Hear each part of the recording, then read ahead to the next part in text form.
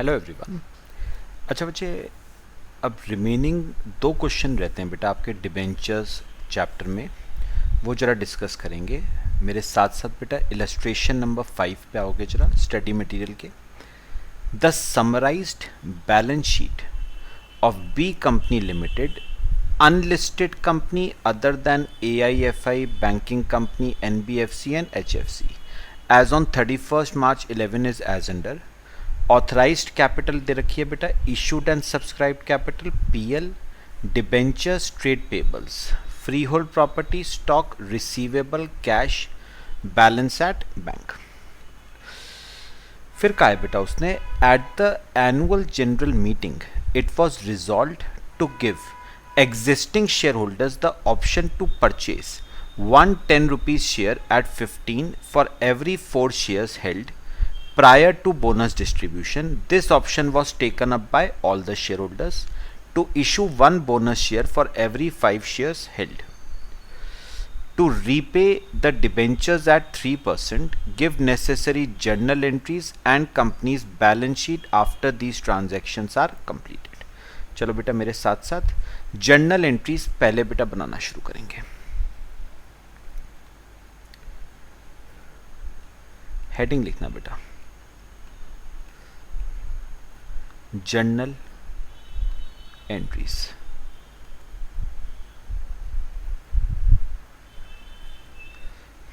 ठीक है, चलो एक काम करो बच्चे, नीचे बैलेंस शीट के नीचे जो ए पॉइंट था ना बेटा वो पढ़ना।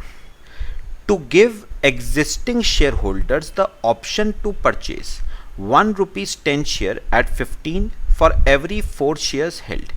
This option was taken up by all the shareholders. सुनो बेटा, बेटा आपने शेयर होल्डर्स को ना एक ऑप्शन दिया, क्या? जिनके पास, ध्यान से सुनना, जिनके पास 4 शेयर्स है ना बेटा, 4 शेयर्स, वो चाहें तो कंपनी का एक शेयर क्या कर सकते हैं, परचेज। तो मुझे एक बात बताओ बेटा, जिनके पास 4 शेयर है वो कंपनी का एक शेयर चाहें तो परचेज कर सकते हैं। तो जिनके पास 20,000 शेयर्स है, बैलेंस शीट में देखो कितने शेयर्स हैं, 20,000। तो जिनके पास 20,000 शेयर हैं वो 1/4 इंटू 20,000, बेटा कितने शेयर्स परचेज कर सकते हैं, 5,000 शेयर्स वो क्या कर सकते हैं, purchase at the rate of ₹15। ठीक है बेटा, चलो एंट्री करो शेयर्स परचेज करने की। बेटा शेयर होल्डर्स जब शेयर परचेज करेंगे तो कंपनी को कैश का इनफ्लो होगा ना, तो बैंक अकाउंट डेबिट। अच्छा, अब कितने शेयर खरीद रहे हैं बेटा, 5,000, और एक शेयर कितने का, 15 रुपए का, तो 75,000। बदले में बताओ आप उनको क्या इश्यू करोगे, इक्विटी शेयर कैपिटल 5,000 शेयर, एक शेयर की फेस वैल्यू 10, 50,000, और 10 रुपए फेस वैल्यू का शेयर 15 का इश्यू हो रहा है 5 रुपए के प्रीमियम पे, तो 5,000 share at the rate of 5, 25,000 रुपए का बेटा premium.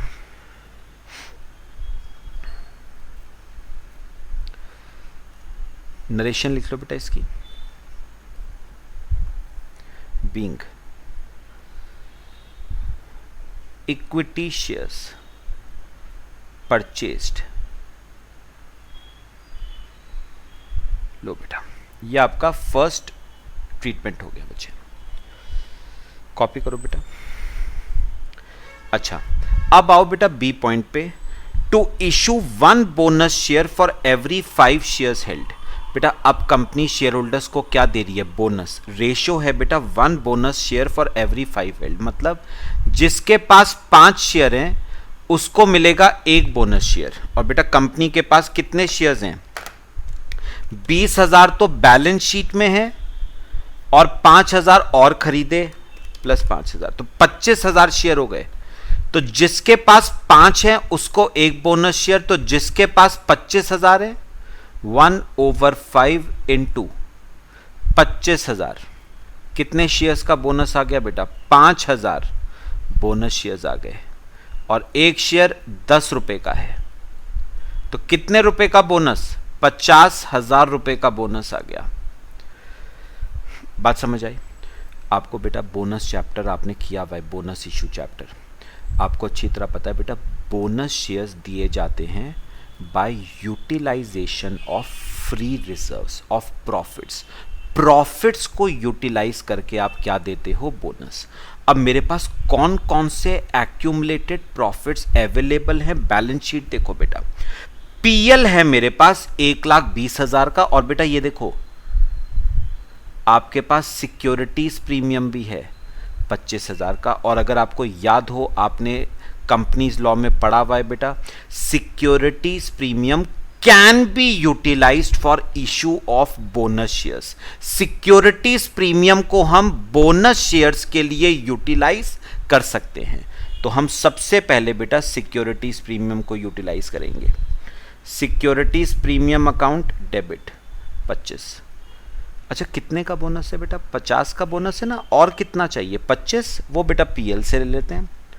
Profit and loss account debit 25 हो गया 50 का बोनस। 2 याद करो, पहले बेटा हमने ड्यू की एंट्री बनाई थी, to bonus to share holders. कितने रुपए का बोनस? 50,000 का। Being bonus shares, bonus due to share holders. बेटा पहले ड्यू की एंट्री बनाएंगे, फिर इक्विटी शेयर्स इशू करने की एंट्री। तो ये तो हो गई बोनस ड्यू करने की एंट्री। अब बनाओ बोनस शेयर्स इशू करने की एंट्री। एंट्री होगी bonus to share holders debit to equity share capital 50,000 रुपए का bonus. Being bonus shares issued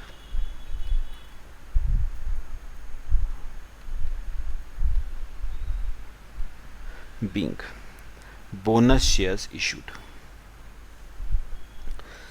बताओ बेटा पहले समझ आया सबको?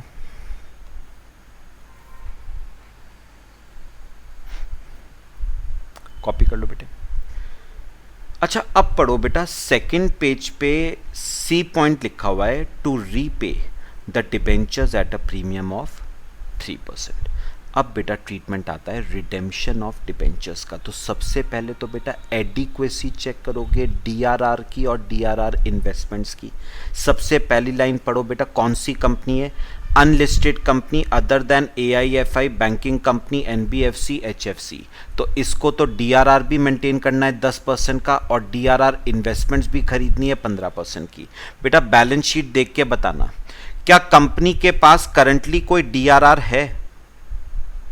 नहीं है बेटा। क्रिएट करो, क्रिएट करो। कहाँ से? पीएल से। PL account debit to DRR. कितना बेटा? 10% का क्रिएट करना है। 1,20,000 के डिबेंचर्स हैं, उसका 10% 12,000 का DRR. Narration being DRR created at the rate of 10%। लो अब बेटा एक काम करो, इन्वेस्टमेंट्स खरीदो। 15% की खरीदनी होती है ना, करो। DRR investments account debit to bank. कितनी बेटा? 15%। तो 1,20,000 पे 15%, 18,000 रुपए की डीआरआर इन्वेस्टमेंट्स। नरेशन बीइंग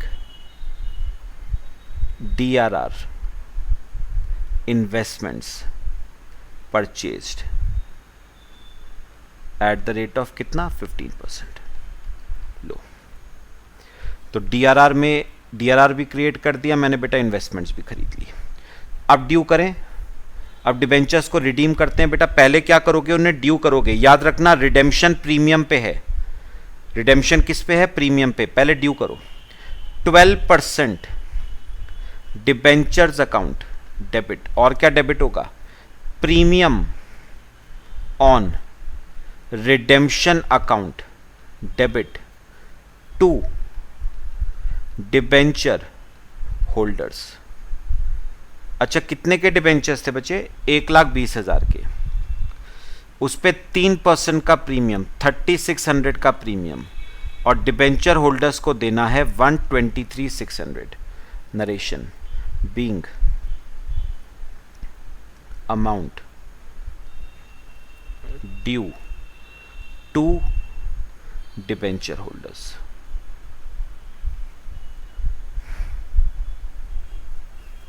ठीक है बच्चे, स्टेप बाय स्टेप करना है बेटा। कॉपी करो यहां तक।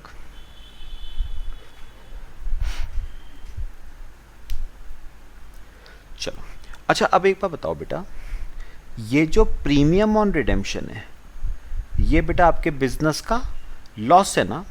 लॉस है तो बेटा इसे क्या करोगे? राइट ऑफ करोगे। किसके थ्रू? पीएल के थ्रू। तो entry profit and loss account, debit to premium on redemption account 3600 being premium on redemption written off, being premium on redemption written off। ठीक है, कॉपी करो बेटा। अच्छा, अब बेटा डिबेंचर होल्डर्स को क्या करेंगे? पे। लेकिन पे करने के लिए बेटा पैसा चाहिए, तो आपको पहले इन्वेस्टमेंट्स को मार्केट में बेचना पड़ेगा। बेचो इन्वेस्टमेंट्स को। Bank account debit to DRR investments account. कितने की इन्वेस्टमेंट्स थी बेटा? 18,000 की। मान रहे हैं 18,000 की ही बिक गई। लो, narration being DRR investments sold. अब आ गया बेटा पैसा, अब पे कर दो डिबेंचर होल्डर्स को।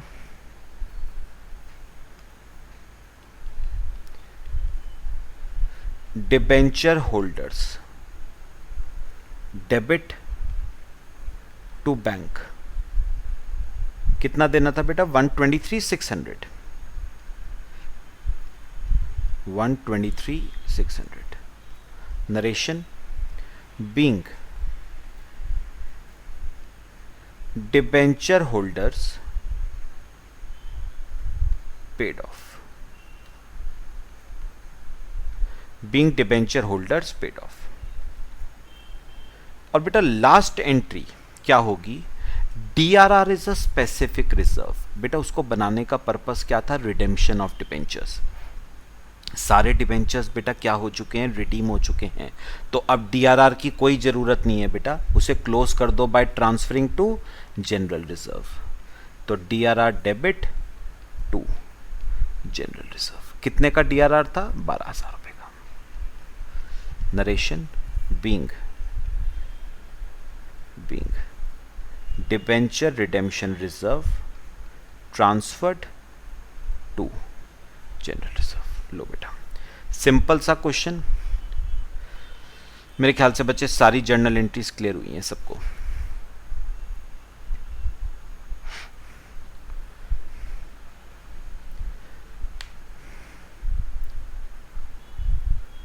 क्लियर हो गया बेटा सबको?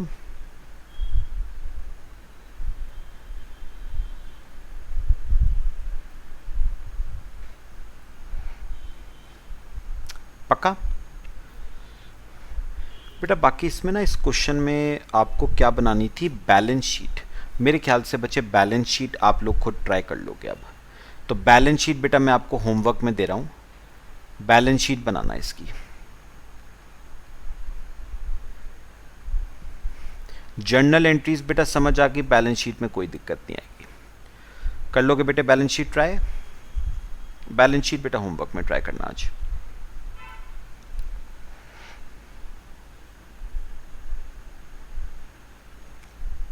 चलें आगे चलें बच्चे। चलो लास्ट क्वेश्चन पे आ जाओ बच्चे। इलस्ट्रेशन नंबर 6, लास्ट क्वेश्चन आपका चैप्टर फिनिश हो जाएगा बेटा। देखो illustration 6, the summarised balance sheet of convertible limited, फिर से बेटा अनलिस्टेड कंपनी है other than AIFI banking company NBFC and HFC as on 30 June 11 stood as follows. Share capital में 5 लाख इक्विटी शेयर्स हैं of 10 each fully paid. General reserve है, PL है, debenture redemption reserve है 13.5%, convertible debentures हैं 1 lakh debentures of 100 each, other loan, current liabilities and provisions.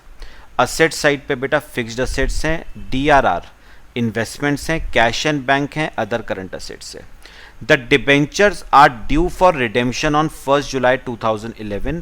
The terms of debentures provided that they were redeemable at a premium of 5%. बेटा ध्यान रखना, redemption 5% के premium पे है, and also conferred option to the debenture holders to convert 20% of their holdings into equity shares at a predetermined price of 15.75 per share and balance payment है बेटा ये, and balance payment in cash लिख लेना बेटा, ये the नहीं है, balance payment in cash. ठीक है, फिर assuming that except for 100 debenture holders holding 25,000 debentures, the rest of them exercise the option for maximum conversion. The investments were realized at par on sale. All the transactions are put through fully without any lag on 1st July 11. Redraft the balance sheet of the company as on 1st July 11 after giving effect to the redemption. Show your calculations in respect of number of equity shares to be allotted and the necessary cash payment. ठीक है बच्चे, तो बेटा फिर से ना इस question में बैलेंस शीट तो बेटा आप लोग बनाओगे, ठीक है, हम ट्रीटमेंट वही करेंगे। हम बेटा इस पूरे क्वेश्चन में बनाएंगे जर्नल एंट्रीज, उससे बेटा क्वेश्चन बहुत इजी हो जाएगा, फिर बैलेंस शीट बनने में दिक्कत नहीं आएगी। आओ मेरे साथ साथ क्वेश्चन नंबर 6 हम बेटा जर्नल एंट्रीज बना के करेंगे।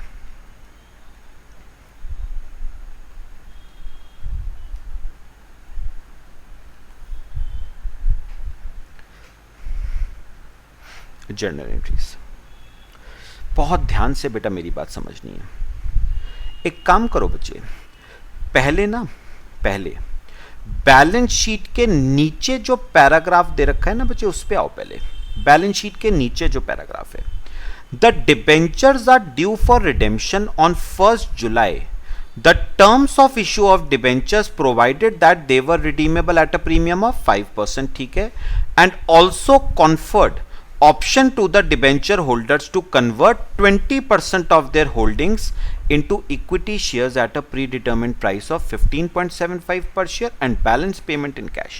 अब सुनो बेटा, आपने जो डिबेंचर होल्डर्स थे ना, आपने उनको एक ऑप्शन दिया। क्या ऑप्शन? कि जो लोग अपने डिबेंचर्स को शेयर्स में कन्वर्ट करना चाहते हैं वो कर सकते हैं। अब नीचे पढ़ो first part, assuming that except for 100 debenture holders holding 25,000 debentures, the rest of them exercise the option for maximum conversion. बेटा एक काम करो, थोड़ी स्पेस छोड़ दो बेटा, और एक वर्किंग नोट बेटा मेरे साथ बनाना। पहले मुझे ना बैलेंस शीट में देख के बताओ नंबर ऑफ डिबेंचर्स बचे कितने हैं। 1 लाख डिबेंचर्स। आपने डिबेंचर होल्डर्स को एक ऑप्शन दिया कि जो लोग अपने डिबेंचर्स को शेयर्स में कन्वर्ट करना चाहते हैं वो कर सकते हैं। अब बेटा दो ही बातें हो सकती है ना, या तो कुछ ने ऑप्शन एक्सरसाइज किया, ऑप्शन एक्सरसाइज्ड, या बेटा कुछ ने ऑप्शन एक्सरसाइज नहीं करा, ऑप्शन नॉट एक्सरसाइज्ड। यही दो बातें हो सकती है। चलो बेटा फर्स्ट पॉइंट पढ़ो नीचे और मुझे पढ़ के बताओ। Accept for 100 debenture holders holding 25,000 debentures, the rest of them exercise the option. तो बेटा 1 लाख में से जिनके पास 25,000 डिबेंचर्स थे ना, उन्होंने बेटा ऑप्शन एक्सरसाइज नहीं करा। हाँ, बाकी डिबेंचर होल्डर्स ने होल्डिंग 75,000 डिबेंचर्स, उन्होंने ऑप्शन बेटा क्या कर लिया, एक्सरसाइज। ठीक है, तो मुझे बताओ कितनों ने ऑप्शन एक्सरसाइज करा? Debenture holders holding 75,000 debentures exercise the option. ठीक है, अब बेटा एक बात और सुनो सुनो, वो ऊपर जो पैराग्राफ था बेटा बैलेंस शीट के नीचे, उस पे आ जाओ फिर से, third line, and also conferred option to the debenture holders to convert 20% of their holding into equity shares. बेटा क्या मतलब हुआ? बेटा इसका मतलब हुआ आप अपनी होल्डिंग का सिर्फ 20% शेयर्स में कन्वर्ट कर सकते हो बेटा। इसका मतलब मैं एग्जांपल देके बता रहा हूं, इसका मतलब अगर मेरे पास सपोज 100 डिबेंचर्स है ना, 100 डिबेंचर्स, तो मैं बेटा कन्वर्ट उसका सिर्फ 20% ही करवा पाऊंगा बेटा। मतलब मैं सिर्फ 20 डिबेंचर्स को ही शेयर्स में कन्वर्ट करवा पाऊंगा। तो अगर मेरे पास 100 डिबेंचर हैं तो मैं 20 डिबेंचर्स को शेयर्स में कन्वर्ट करवा सकता हूं। तो जिनके पास बेटा 75,000 डिबेंचर्स हैं वो कितनों को शेयर्स में कन्वर्ट करा सकते हैं? 20/100 इंटू 75,000। तो इसका मतलब बेटा 15,000 debentures will get converted into shares। तो 15,000 डिबेंचर्स कन्वर्ट होंगे बच्चे शेयर्स में। तो टोटल कितने डिबेंचर्स थे? 1 लाख डिबेंचर थे, उसमें से शेयर्स में कन्वर्ट कितने होंगे? 15,000 डिबेंचर्स किस में कन्वर्ट होंगे? शेयर्स में। लिखो बेटा, एंट्री करेंगे बच्चे प्रॉपर। 1 लाख में से 15,000 debentures will be converted into shares. आया सबका? पक्का? अच्छा, अब मेरी बात सुनो बेटा, एक एंट्री बनाएंगे पहले इस 15,000 की। सुनना ध्यान से बेटा मैं जो कहूंगा। अच्छा सुनो सुनो बेटा, आप 15,000 डिबेंचर्स के बदले क्या इश्यू कर रहे हो बेटा? शेयर्स। मतलब debentures are getting converted into shares. तो आपको पता है बेटा ये तो रिडेम्पशन है। Conversion of debentures into shares amounts to redemption. पक्का? अच्छा, पहले आप ड्यू करते हो फिर पे करते हो। चलो पहले 15,000 डिबेंचर्स को ड्यू करो। एंट्री होगी 13.5% डिबेंचर्स डेबिट। और क्या डेबिट करोगे? Premium on redemption debit, redemption premium पे है। Premium on redemption account debit to debenture holders. कितने डिबेंचर्स बेटा शेयर्स में कन्वर्ट हो रहे हैं? 15,000। एक शेयर की एक डिबेंचर की फेस वैल्यू 100, तो 15 लाख। अच्छा, प्रीमियम है 5% का, 15 लाख पे 5%, 75,000 रुपए का प्रीमियम। तो डिबेंचर होल्डर्स को देना है 15,75,000 रुपए।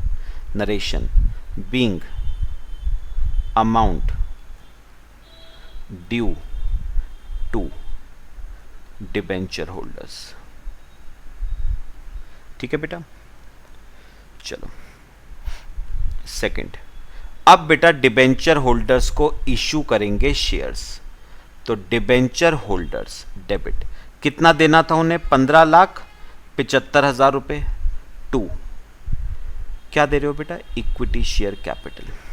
अच्छा, 10 रुपए का शेयर बेटे 15 रुपए 75 पैसे का इश्यू कर रहे हो, तो 5 रुपए 75 पैसे के प्रीमियम पे। तो जरा निकालना बेटा, 15,75,000 देने हैं, डिवाइड बाय एक शेयर है 15 रुपए 75 पैसे का, तो 1 लाख शेयर आते हैं बेटा।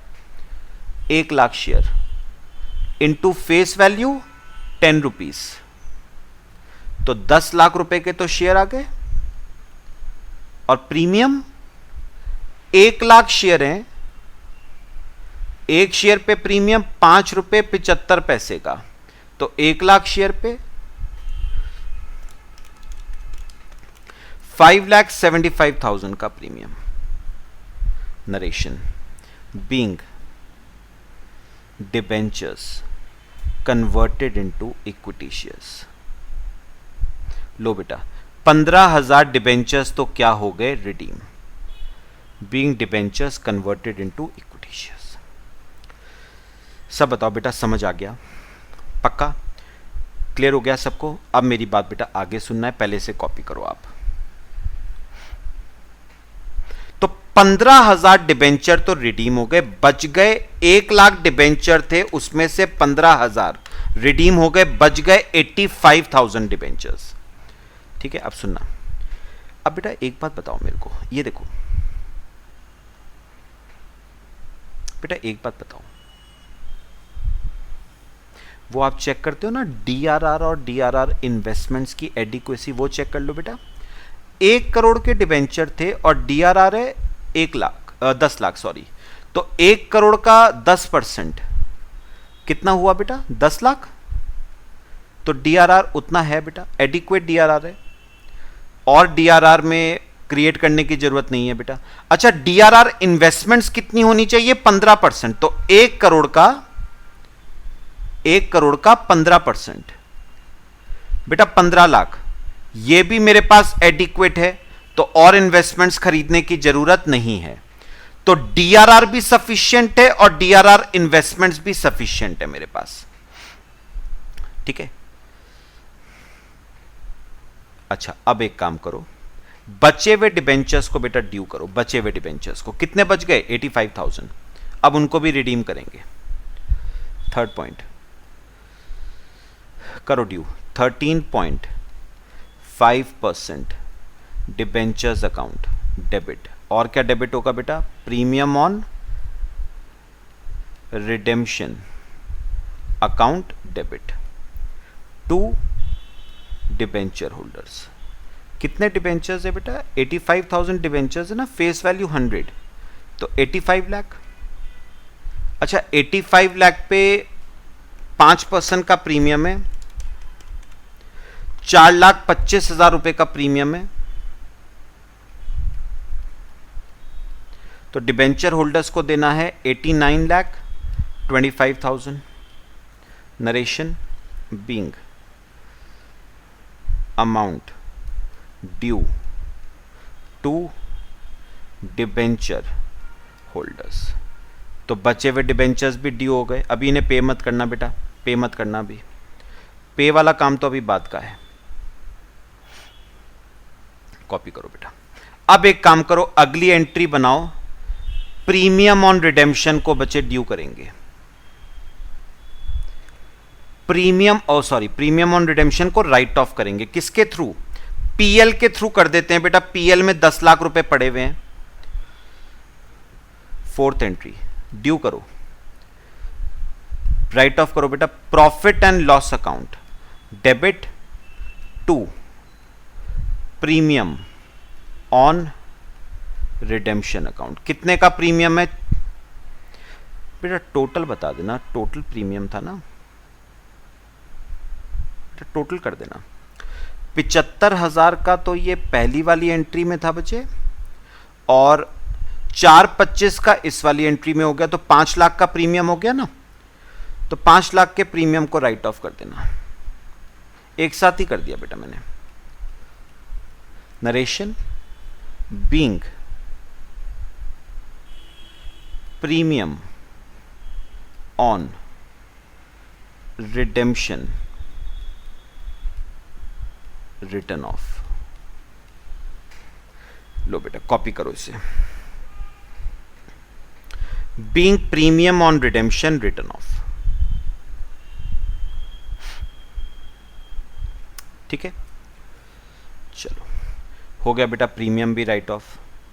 अब एक काम करते हैं, डीआरआर इन्वेस्टमेंट्स हमारे पास पड़ी थी ना 15 लाख की, उन्हें बेटा मार्केट में बेच दो। Bank account debit to DRR investments account. एक काम करो, क्वेश्चन में पढ़ो बेटा, सेकंड पॉइंट में लिखा हुआ है investments were realized at par. तो 15 लाख की इन्वेस्टमेंट 15 लाख पे ही बिक गई। Being DRR investments sold. ठीक है बच्चे, लो 6th पॉइंट। अब बेटा इन्वेस्टमेंट्स को बेच के पैसा आ गया, अब किसको पे कर देते हैं? डिबेंचर होल्डर्स को पे करो।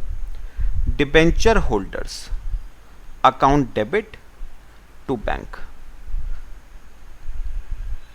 बेटा कितना पे करना था देखना जरा,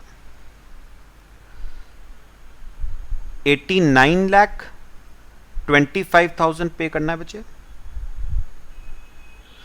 तो आपको पे करना है 89,25,000। नरेशन बीइंग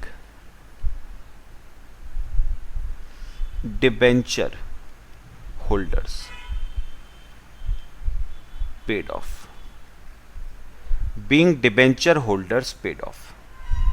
और बेटा एक बार डिबेंचर होल्डर्स पे ऑफ हो गए, डिबेंचर्स रिडीम हो गए, उसके बाद डीआरआर का बेटा कोई काम नहीं है, उसे ट्रांसफर कर दो जनरल रिजर्व में। तो DRR debit to general reserve. कितने का डीआरआर था मेरे पास? 10 लाख रुपए का।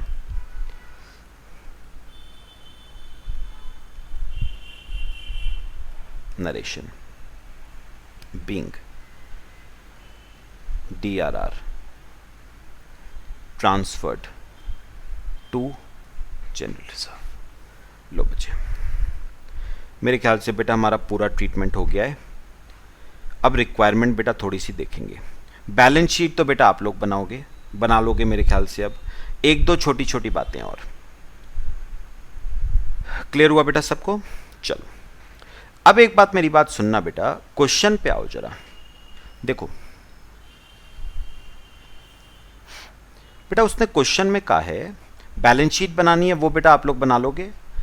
उसने कहा है show your calculations in respect of number of equity shares to be allotted.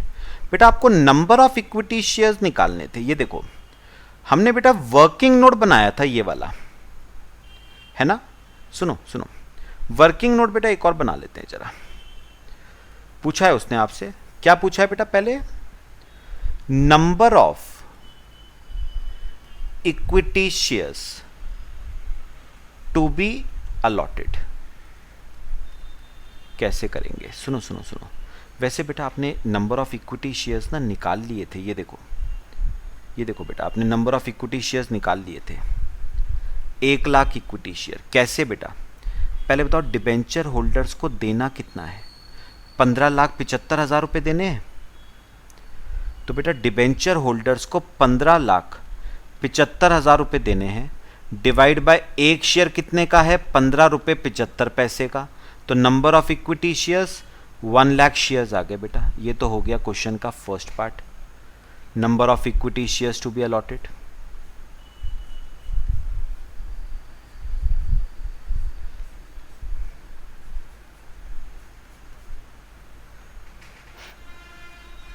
और देखो बेटा उसने सेकंड पार्ट और क्या पूछा था, लास्ट लाइन पढ़ना। उसने पूछा था एंड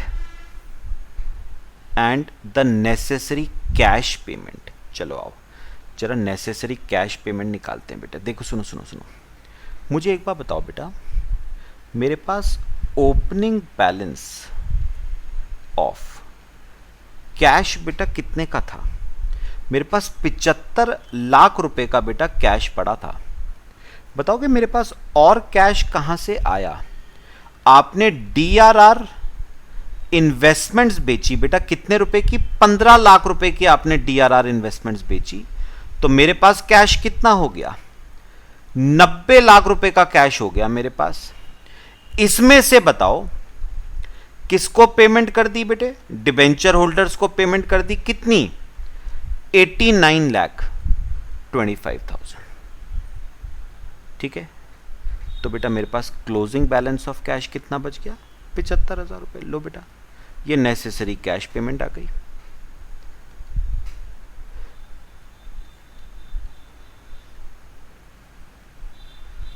कैलकुलेशन ऑफ, ये आपका क्लोजिंग बैलेंस ऑफ कैश आ गया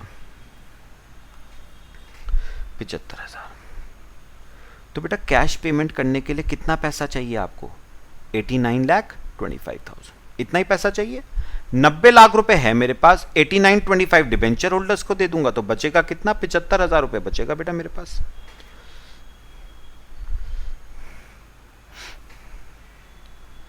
तो नेसेसरी कैश पेमेंट कितनी आ गई? 89,25,000 नेसेसरी कैश पेमेंट, मतलब कैश पेमेंट करने के लिए कितना पैसा चाहिए आपको बेटा? 89,25,000 रुपीज चाहिए, और मेरे पास तो 90 लाख रुपए है ना, तो 90 लाख में से 89,25,000 पे करा, कितना बचा? 75,000 रुपए। तो नेसेसरी कैश पेमेंट 89,25,000।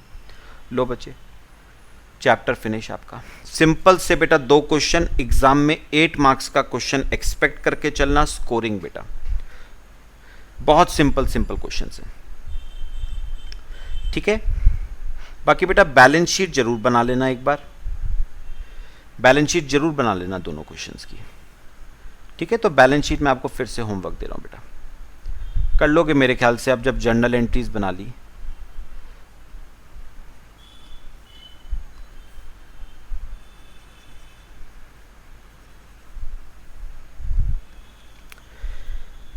ठीक है बच्चे।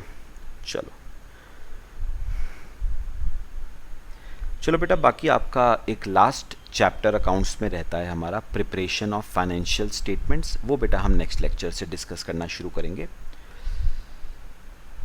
क्लियर हो गया बेटा दोनों क्वेश्चंस? चलो बच्चे, बाकी न्यू चैप्टर नेक्स्ट क्लास से शुरू करते हैं। Till then thank you.